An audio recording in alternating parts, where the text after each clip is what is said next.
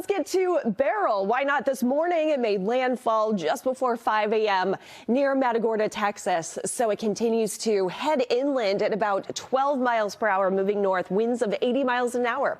And the peak gusts up to 100 potentially. As this continues farther inland, we expect it to get sheared apart from the friction of the land very quickly. But it will carry in tons and tons of heavy rainfall across parts of the Mississippi, Ohio River valleys, and then perhaps into northern parts of New England as well. Checking out some of our stats currently, winds are gusty in some select cities here, 81 mile per hour gusts right now, and the wave heights are turned up 17, 14 footers off the coast. That inundating the land, and we're talking about storm surge 4 to 7 feet in some spots. Plus, on top of that, we will gradually see some river flooding too across the eastern half of Texas. 5 to 10 inches of rainfall, with locally some areas getting about 15 inches of rain.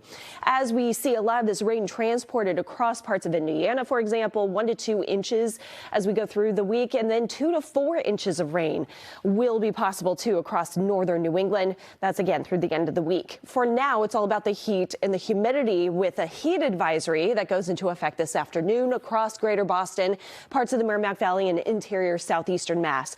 High temps today in the 80s, 90s inland. At the coast, you're slightly cooler by a few degrees thanks to a sea breeze. East wind keeps us with 88 for the city of Boston, Plymouth 88 degrees, and more 80s across the Cape and Islands. With intense humidity tonight, we don't see much relief as temps stay in the 70s for much of the night, especially those city centers.